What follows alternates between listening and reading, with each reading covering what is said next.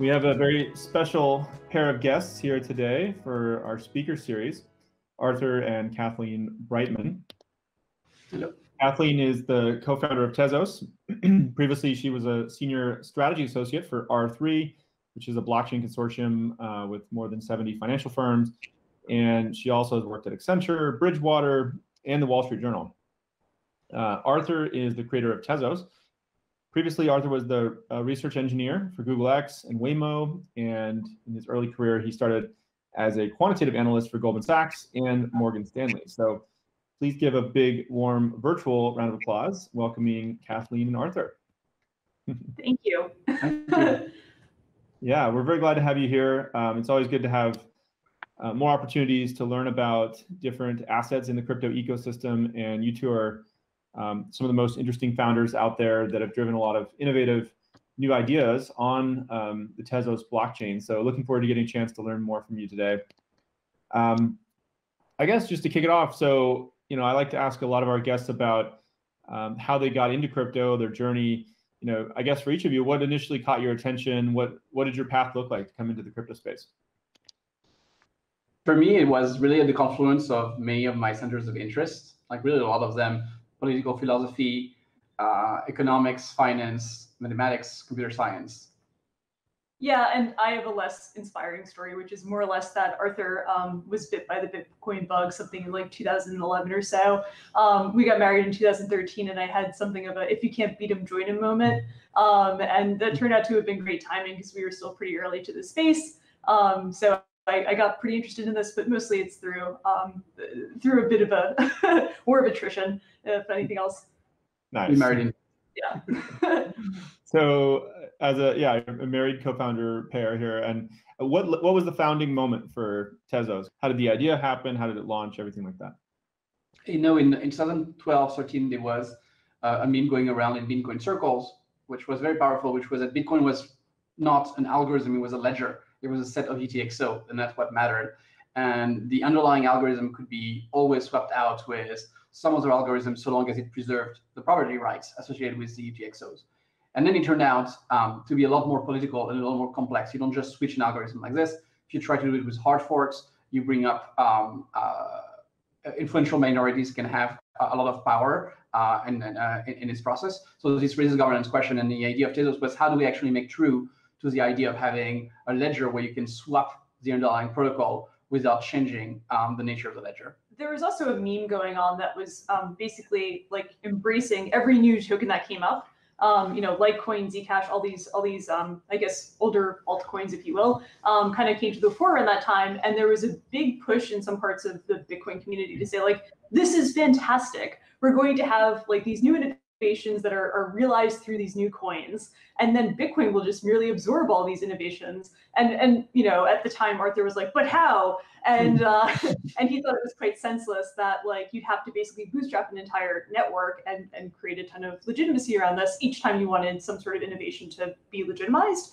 A much more, I guess, pragmatic way to do that would be to have some sort of formal governance mechanism to imbue new innovations into the protocol. So I think it was a hodgepodge of reading things that Arthur thought was wrong on the internet. Is the long and the short of it. But it's really more thematic towards like how do you consolidate network effects in a currency that basically has to bootstrap itself through legitimacy on the internet.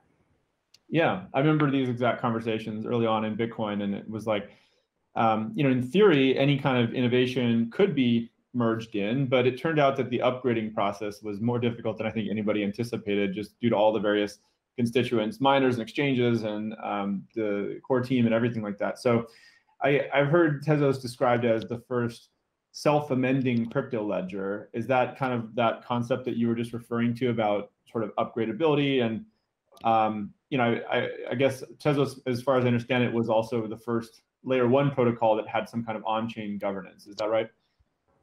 Yes. So there were protocols before which had on-chain treasuries, but not really on-chain governance, like Tezos, where you can have binding decisions that upgrade the chain automatically. This concept of self-amendments, it's actually, of course, it didn't come with Tezos. It was explored by a philosopher, Peter Suber, who finds it, and Gödel was fascinated by it. It's also a concept you have in AI. One of the most fascinating concept in mathematical AI is a thing called a Gödel machine, by researcher Jürgen Schmidhuber, and which describes an AI that improves itself by looking for patches alongside proofs that the patch actually makes the machine better at what it does. And so there was an inspiration here of saying, how do we get a system that can progressively improve itself by building upon its own rule as opposed to breaking its own rules? It also harkens to like some basic tenets of political philosophy. Like we now recognize that like representative democracy is something that we all, you know, enjoy and benefit from, mostly in developed countries. And there's a kind of logical way to like, how do you actually group a bunch of people together and then progressively recognize rights over time? And the idea of amendment processes come from that as well. So it's founded in obviously like very haughty things and more practical things that pretty much anyone who's taken a civics class would understand. Yeah, it reminds me of constitutional amendments or something like that. So there's a certain amount of elegance in sort of creating something saying, I know this is a great start, but we know that it's not complete and it has to have some kind of upgrade mechanism built into it. So it sounds like, you know, Tezos has had a number of, it's worked, right? Like you all have upgraded the protocol based on these governance mechanisms 4 times, as far as I understand it. And I mean, almost 5 times. Okay. Well, okay. It's like a couple of weeks from now, like maybe. Don't jinx it. It's like 10 days from now, it'll be 5th of grade. Yeah. All right. Awesome. So yeah, maybe you can talk a little bit about what have some of those upgrades been? And I guess maybe even more importantly, what have you learned about on-chain governance that, you know, what went well, what didn't go well? Were there any kind of unexpected game theoretic outcomes and that kind of stuff? Yeah, so in terms of upgrades, we've had an upgrade to the consensus algorithms. There was a research team that was working on our consensus algorithm that found a better way, safer way to do it, to get faster confirmations. And so we had to roll out of that. One of the upgrade actually upgraded the consensus algorithm, which means one block, we had the old consensus, and next block, the protocol automatically changed its rule and was operating on a new consensus. It was a seamless transformation. It was not like another chain that's launched and then we move from one chain to another. It was the same chain that changed its own consensus algorithm. So I think that was a big deal. We've also had just like in general optimization going on. I would say the cost of gas on the network has fallen by the gas limit has basically increased by about an order of magnitude since the launch, and it's been just progressive improvements on the platforms. We've had better instruction in our language, and the 5th upgrade, which I was just mentioning, called Edo, is coming up. It's the one which has the most significant upgrades ever in the history of this protocol, and probably every like on-chain upgrade because we're the only one doing it at the moment. And it has first-class zero-knowledge proofs, which are directly integrated into smart contracts, so it makes it very easy to write smart contracts that can use these proofs, and a concept called tickets, which is generalization of signatures for smart contracts. So you know, usually a user could do a digital signature. You can do that with a key. It lets a smart contract do it, and it makes it very easy to write composable smart contracts because you can kind of pass around these pieces of data which have been signed by contracts and verify that they've been signed by a contract. It's a very useful piece of technology, and it's inspired by some of the work that was done on capabilities. And you also see some of that in the Libra language actually move. Mm-hmm. That's awesome. Yeah. And you know, beyond that, like what we've learned, I mean, geez, the participation in the network, it basically what we set like a really high bar for there to be any amendment to the network, and we've been, I think, very positively encouraged by the fact that a lot of people in the Tezos ecosystem, which is quite large, have come out to vote, if you will. So participation has been really high, which is fantastic. I think people are empowered by the sort of system that was laid out in the original original design, and so you get a lot of enthusiastic participation. You get a lot of good spirited debate, but you know, there hasn't been any major contention around any one upgrade. But I think we'll truly see like the power of the process and the power of the community, if there is one, you know, in the coming proposals, if there is, you know, something a little bit more contentious. Participation has been typically north of 60%. Okay, that's great. And have you seen any kind of minority group, you know, minority fork happen or anything like that? Yes, people who. Well, there are two. There are people who did not get money they wanted from the foundation who created forks. They didn't really go anywhere. One was created by the former director of the Tezos Foundation, Johan Gevers, called TZ Libre, and the other one was called Dune from people who built the block explorer and didn't receive a grant approval. And decided that was the end of Tezos. It's funny because the position paper actually anticipates some of these types of affairs. So it calls out explicitly like, hey, one nice part about having a platform to legitimize upgrades is that people who don't go through that process are immediately suspect, right? Like, if you're not trying to immediately go through the classic channels, your intentions and your motivations should be called into question, right? Like, you don't think that you can actually, I guess, appeal to the reason of the token holders. One thing that people sometimes miss about Tezos is they say that it prevents fork, but of course it doesn't try to prevent fork. I mean, the whole code is open source, so it is meant to be copied if people want to copy it and use it. What it does is that it gives you a legitimate procedure for determining which fork is canonical, which is very important, by the way, if you issue assets. If you issue an asset like USDC or a security token on a chain, and there's a fork, you want to know which fork you're going to honor. And if you have a loose, not well-defined procedure for forking, it's a big problem. So the difference here is that one branch has the legitimacy of having gone through the governance process. It's a tool for ratification more than anything else. Yeah, makes sense. And I mean, really, the same things happen in companies, happen in countries, right? It's like there's often disagreement about, hey, how should we move forward? And if you have some kind of a process to resolve that, then hopefully majority move forward in that one unified direction, and it minimizes the kind of need for forks breaking off, but they still happen. I guess that's just life here and there.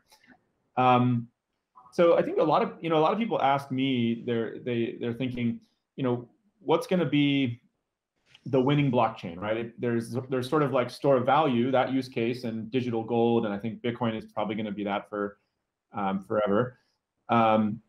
And then there's also like medium of exchange. There's the app platform. There's sort of other categories of where other blockchains might come in and meet those needs.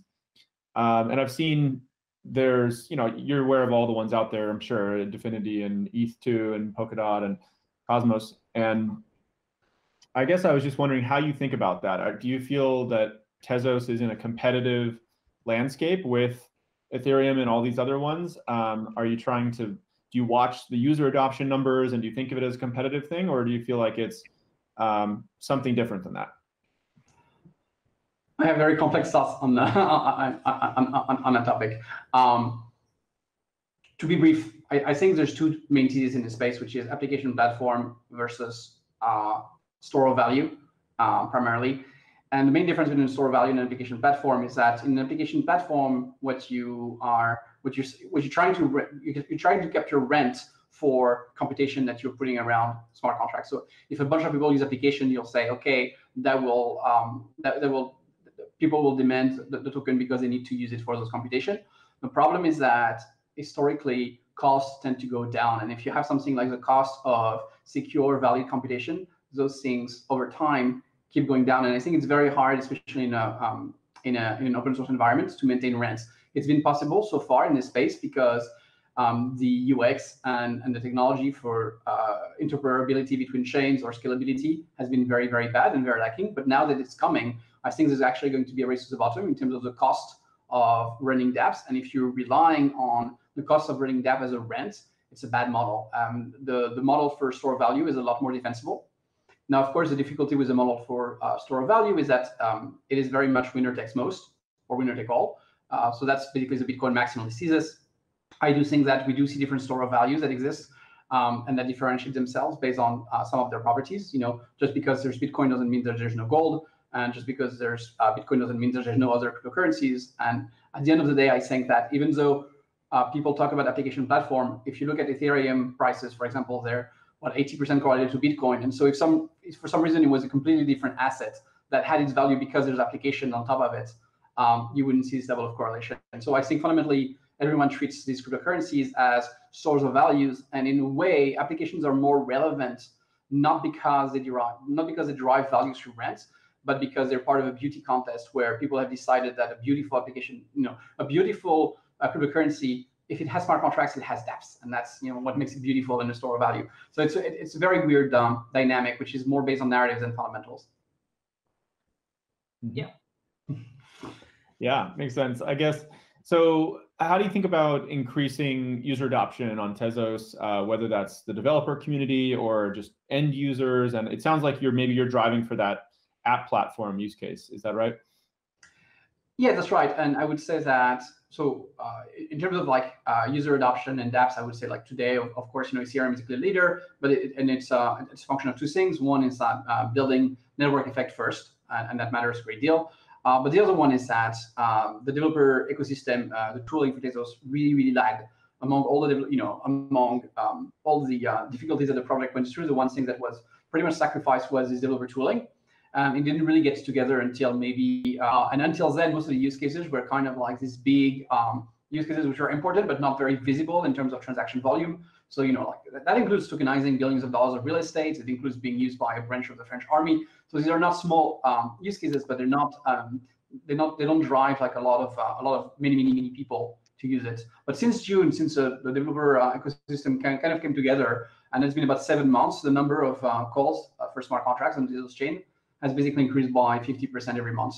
So I don't know if the trend is going to continue, but it's there's definitely a before and after the development tooling came around. Wow. Okay. So I guess one thing I think about a lot is how do we get the next 100 million? How do we get 1 billion people using crypto every day to access the open financial system? And I'm curious to get your view on what the blockers are to making that happen. You probably do the same. I watch those graphs of like crypto adoption versus the internet, and it's like we're in 1997 roughly, and there's scalability and there's privacy and there's all these things. What do you think are the keys to getting 1 billion people using crypto every day? I mean, Arthur probably has really pronounced views on this, but like my very simple diagnosis is that there's been a fetishism around the word blockchain and around the crypto space. I think that we're kind of maxed out on people who are, sort of true believers in the original mission. The next goal is to actually just make cryptocurrencies facilitate, better marketplaces, facilitate better, transfers of value, and to kind of make the user experience so seamless that you don't even realize you're using a cryptocurrency. I think to date, a lot of projects that have tried to use cryptocurrencies as an application have put, the word blockchain front and center, in an effort to kind of, look sexy and new. I think the real value is going to be built by things that, elegantly tuck those things away to the back and merely facilitate a better experience for people using automated smart contracts and things like that. So that's my blunt diagnosis. Yeah, and I will say the obvious, for the next billion people, scalability is of course a good, is a big, is a big deal. Back in 2017, I wrote a blog post on scaling Tezos, and I was, and in that post I said, look, at this point, sharding doesn't seem like a very mature technology. It's not a good roadmap, and there are scalability techniques that come from zero knowledge proofs, which are very interesting and should be adopted. And so today, you see basically this type of scaling being pushed on Ethereum, sometimes instead of sharding as ZK rollups, for example. So I do think that actually, in the past 3 years, I think that there's been actually a lot of progress on this, and a lot of scaling solutions, including sharding, have become a lot more practical. So in some sense, I'm less worried about the technical aspect of moving to sharding because, this is a space that's open source, all the research is public. A ton of smart people are working on this, including people directly in the Tezos ecosystem. So I think the technical challenges are going to be solved, and they're not the main issue. One of the areas which has failed user, I think, has been user experience. Especially wallets, and even though there are some good wallets out there, I think we can still do a lot better instead of the experience. Yeah, and I think one of the things I've been working on is mobile applications. I have 3 projects in the works right now, and the basically transition from desktop to mobile is it's still pretty hairy for any cryptocurrency that you need to transfer on mobile, which is increasingly how we interact with the world, right? So it's basic stuff like that, trying to get better infrastructure and things like this. But yeah, I think it's a good list. I feel pretty satisfied that yeah. solves my problems. Yeah. Yeah.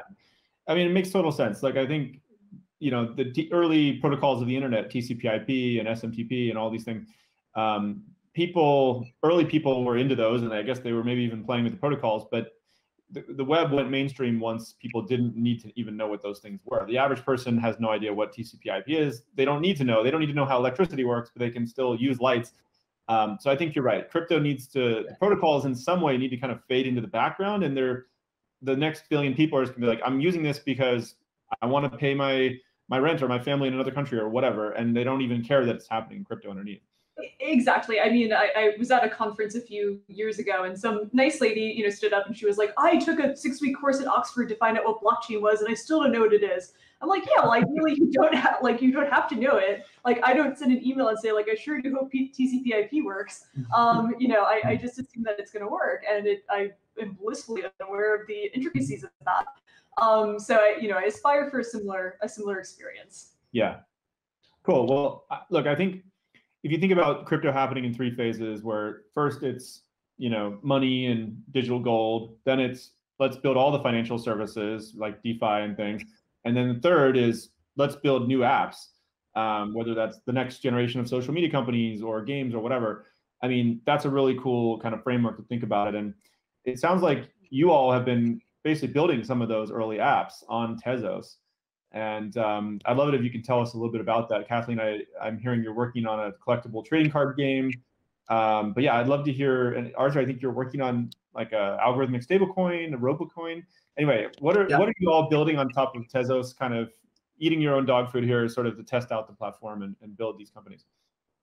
Yeah, so I think I have like the less creative story here. Basically, one of the largest contributors to the Tezos Foundation's fundraiser in 2017 was a gaming company.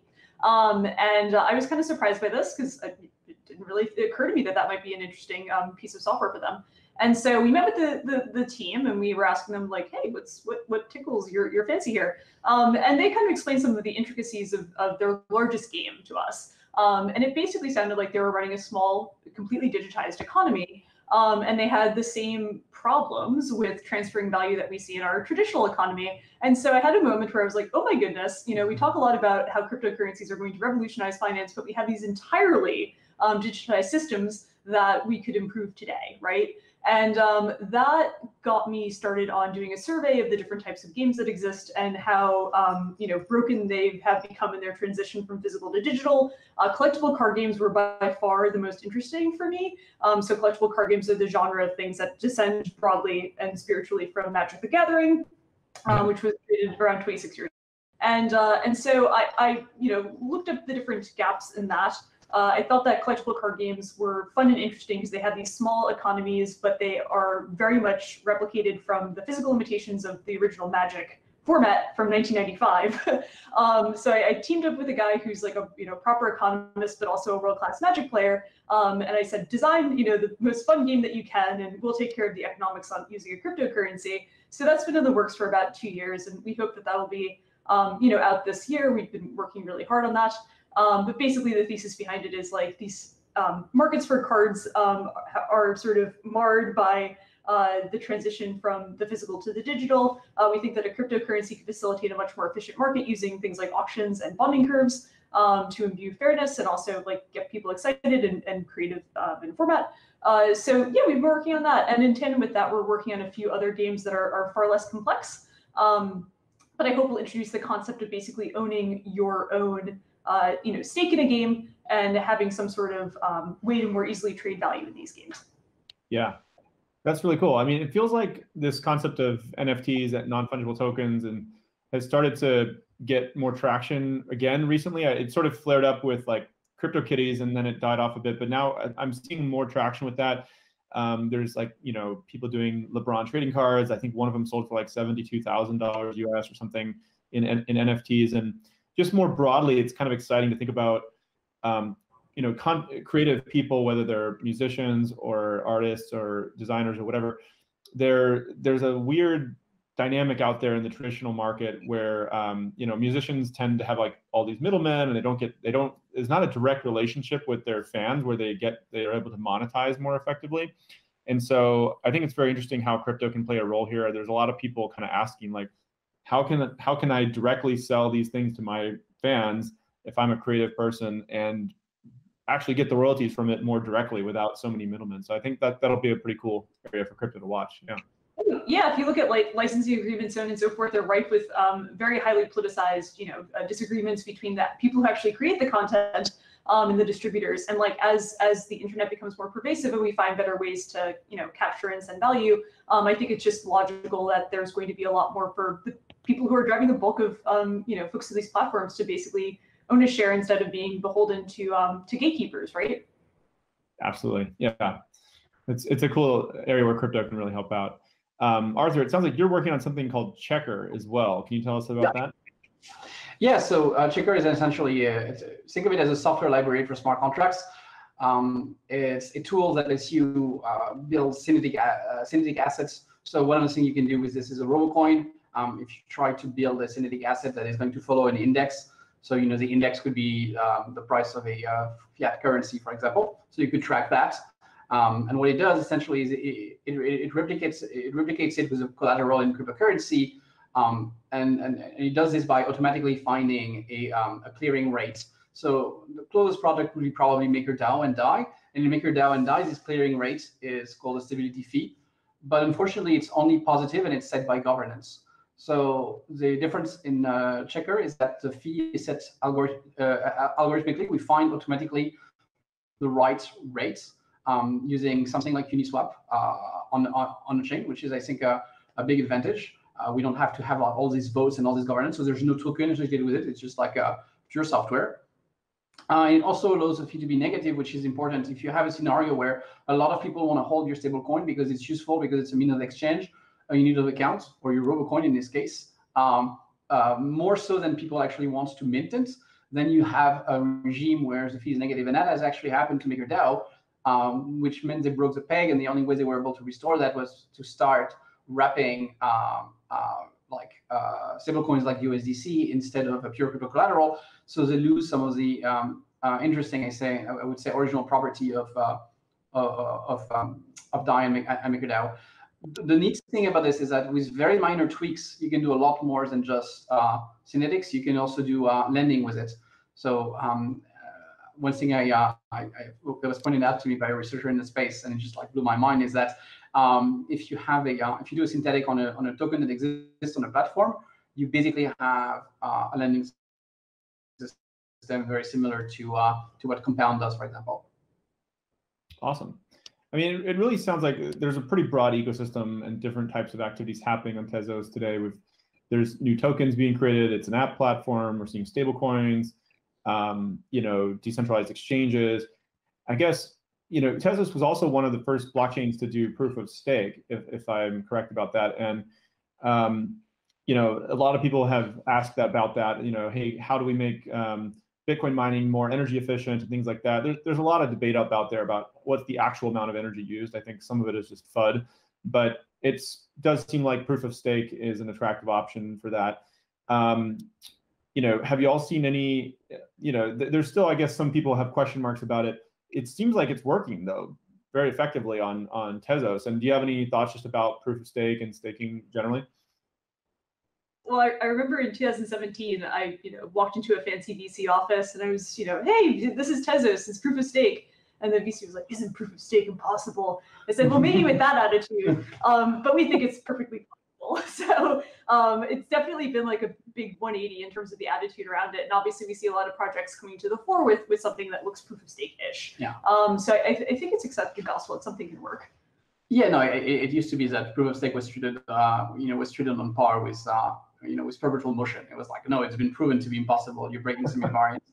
And actually, what people meant by that is that there's a property in proof of work that you do not replicate in proof of stake, which is that if you live under a rock and you connect to the network for the very first time, you will have to trust someone to give you one branch of the network or a set of people. You'll have to bootstrap in some way, as opposed to say, I'm completely agnostic. I look at all the possible chains and I pick the one with the highest proof of work.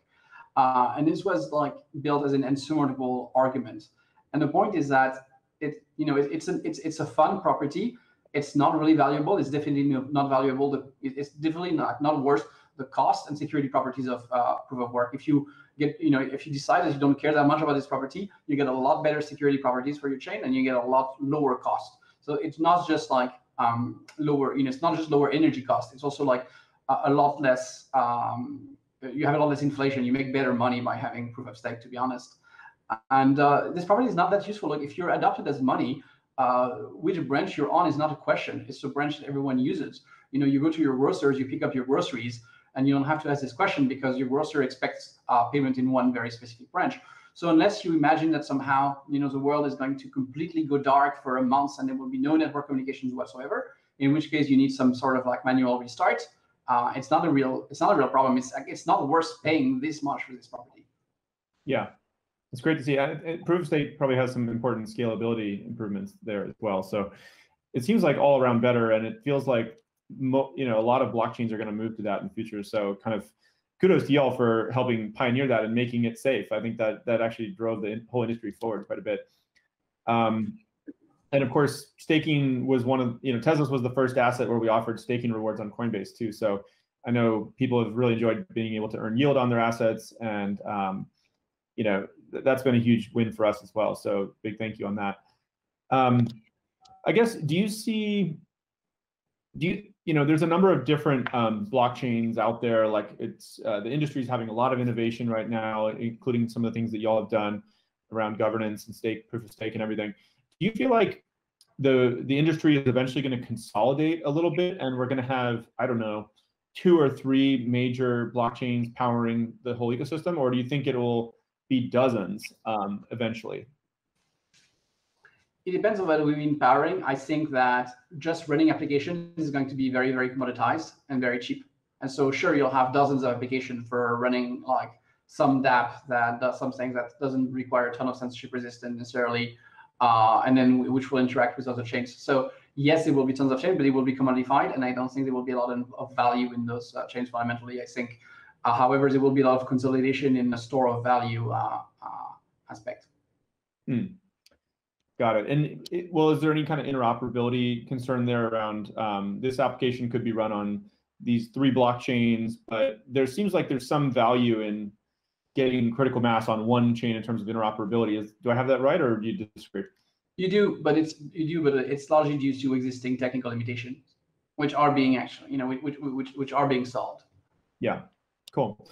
Yeah, I always just keep wondering if there's enough really good teams now working on different sort of next gen blockchains that I keep wondering if somehow they're going to join up in some way. But anyway, maybe that's. Yeah. Definitely, I think we're kind of like past the time where someone can say like, I have a new cool algorithm, a new consensus algorithm. I'm going to launch a whole new chain for this. I thought it would end earlier than it did. It kept going longer than I thought it would.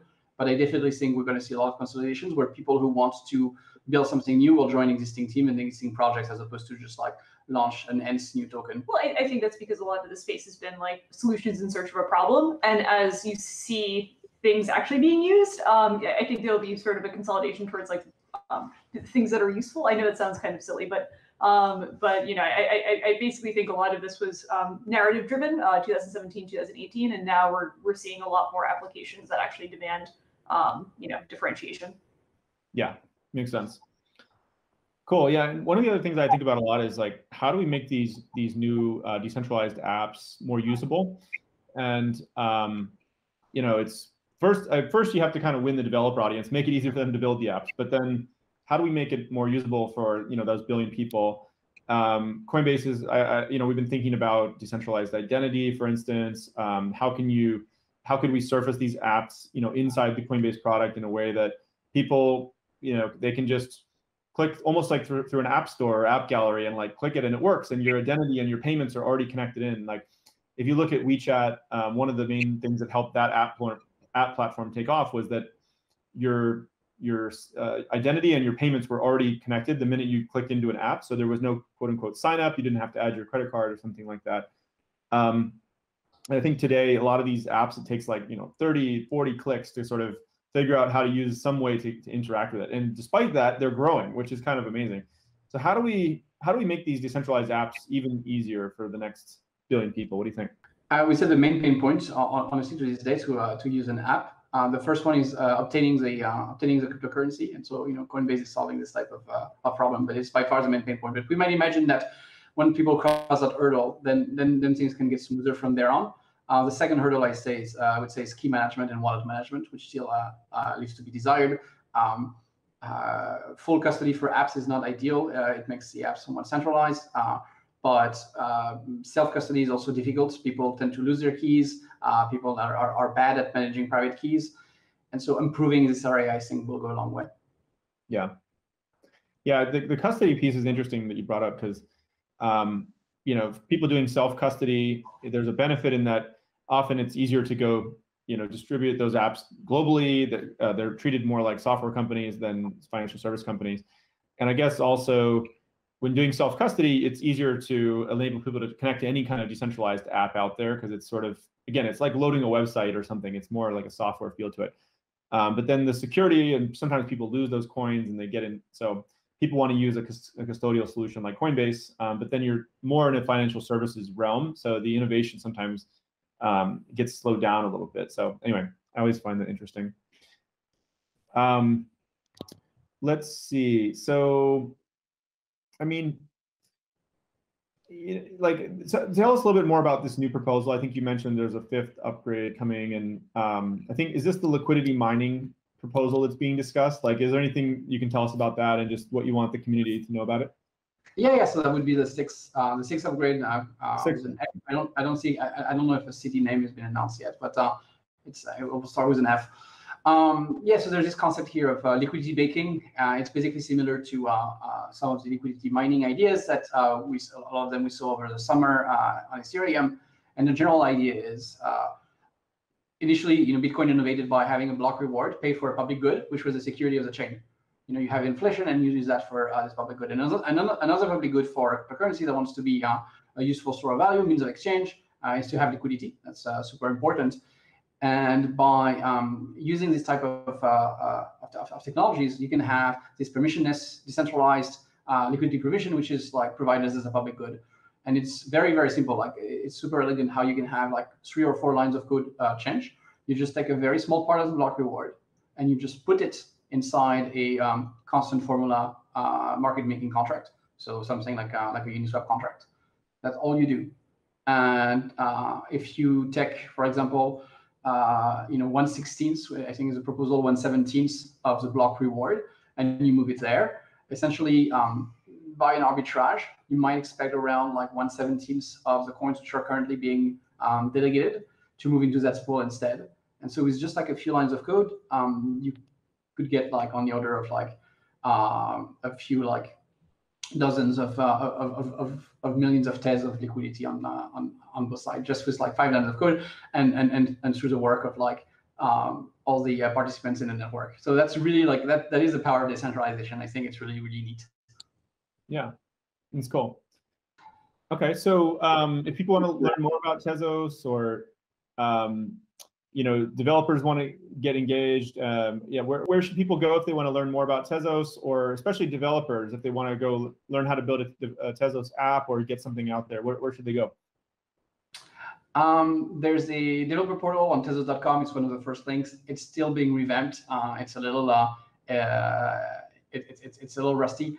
I would recommend going to the Stack Exchange, Tezos.stackexchange.com, or just join the different chat rooms. It's very chat-centric community as opposed to just like one big website, because it evolves so much. So there are chat rooms on Riot, there are chat rooms on Telegram, there are, and all of that is accessible through the website, Tezos.com. Okay, cool. And you all have built now not only a new blockchain, but you've built several blockchain apps and companies, projects. Like, I guess, do you have any advice for people who want to try something in this space and go learn it and build something? What would you tell them to do? Have a lot of conviction in what you do, because it's a very long, weird, and mysterious industry, and there are a lot of trends that go up and down. And you know, if you have some faith in things that you want to do and spend a few years on it, I think there can be a lot of payoff. But sort of chasing what's popular today is often not the way to go about it. Makes sense. Are there anything you want to add? That totally sums it up. I would say also think in first principles. I think it's really important to understand the technology, to understand why things are where they are. Don't think in terms of analogies. Just because, you know, the same word is used in 2 different contexts doesn't mean they have anything to do with another. Really, like, try to think very analytically about the problems. Yeah. Awesome. Well, I want to say a big thank you to you both. I feel like you're one of the best entrepreneurial teams out there in this space. It's been awesome to see so many great minds attracted to building in this industry, and y'all are such a great example of that. Tezos has driven a lot of innovation in the industry, I feel like, around governance and proof of stake, and it's inspired other blockchains to move faster and adopt some of these ideas. So I think of you as very innovative in this space, and you deserve a lot of credit and recognition for that. So big thank you. And we feel the same way about Coinbase and completely legitimizing the space, right? So I think your mission has been just as hard, if not harder. So Mutual Appreciation Society runs deep. Good. Cool. Well, thank you for being on the program, and hopefully people find it interesting. They can learn more and watch it on YouTube. So thank you so much, and thank you for everything you've done for the industry. Thank you. Thank you, Brian.